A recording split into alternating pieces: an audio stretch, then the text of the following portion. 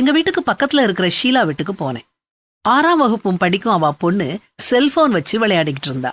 ஷீலா என்னை பார்த்து, ஆண்டி, என் மகளுக்கு நீங்களாவது கொஞ்சம் அட்வைஸ் பண்ணுங்க, அப்படியாவது அவ திருந்துறாளான்னு பாக்கலாம்னு சொல்லிட்டு உள்ள போனா.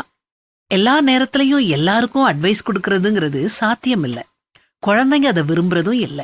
ஷீலா மகா நேஹா என்னை நிமிர்ந்து பார்த்தா. அவளை பார்த்து மெல்ல சிரிச்சேன். அவளும் சிரிச்சிட்டு தொடர்ந்து கேம் விளையாட ஆரம்பிச்சா.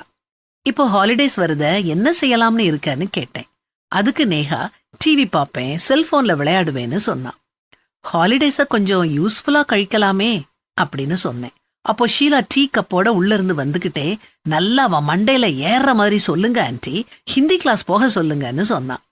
இப்படித்தான் பல பெற்றோர் குழந்தைங்களுக்கான நல்லது அப்படிங்கறத படிப்பு சம்பந்தமாவே நினைக்கிறாங்க. விடுமுறையிலையும் படிப்பா அப்படின்னு பிள்ளைங்க நினைச்சு விடுமுறை மேலையும் பாடத்து மேலையும் ஏன் பெற்றோர் மேலையும் எரிச்சல் பட ஆரம்பிச்சிருவாங்க. நான் மெதுவா, நேஹா, ஹாலிடேஸ்ல உனக்கு எங்க போக பிடிக்கும்னு கேட்டேன். அவ உடனே பாட்டி வீட்டுக்கு போக பிடிக்கும்னு சொன்னா. காரணம் கேட்டேன். நேஹா உற்சாகமா, பாட்டி நிறைய கதைகள் சொல்லுவாங்கன்னா. உண்மைதாங்க, உங்க குழந்தைங்களை உறவினர் வீட்டுக்கு கூட்டிட்டு போங்க. பாட்டி, தாத்தா, மாமா, அத்தை, சித்தி, சித்தப்பா, பெரியம்மா, பெரியப்பான்னு உறவு பலப்படும். பாட்டி தாத்தா சொல்லும் கதைகள் குழந்தைங்களுக்கு சந்தோஷத்தை கொடுக்கும். நேஹா தொடர்ந்தா, பாட்டி வீட்டுக்கு பக்கத்துல அறம் அப்படிங்கிற ஒரு அமைப்பு இருக்குது. நான் போன தடவை போயிருந்தப்போ குளத்தை சுத்தம் செஞ்சாங்க. நான் தாத்தா கூட போய் குளத்தை சுத்தம் பண்ணினேன். இந்த தடவை பக்கத்துல உள்ள ஸ்கூல்ல உள்ள போர்டுக்கெல்லாம் பெயிண்ட் அடிச்சு தர போறாங்க.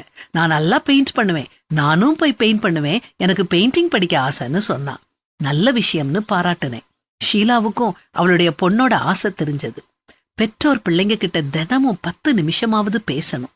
விடுமுறை நாட்கள்ல அவங்களோட சேர்ந்து விளையாடுங்க. அவங்க ஆசைகளை கேட்டு தெரிஞ்சுக்கோங்க. உங்க ஆசைகளை அவங்க மேல திணிக்காதீங்க. அவங்க ஆசைகள் தவறா இருந்தா, இதை விட பெட்டரா நீ எதை சூஸ் பண்ணுவேன்னு கேளுங்க. அவங்க யோசிக்க ஆரம்பிப்பாங்க. பிதாக்களே, நீங்களும் உங்கள் பிள்ளைகளை கோபப்படுத்தாமல் கர்த்தருக்கேற்ற சிக்ஷையிலும் போதனையிலும் அவர்களை வளர்ப்பீர்களாக அப்படின்னு பைபிளையும் வாசிக்கிறோம்.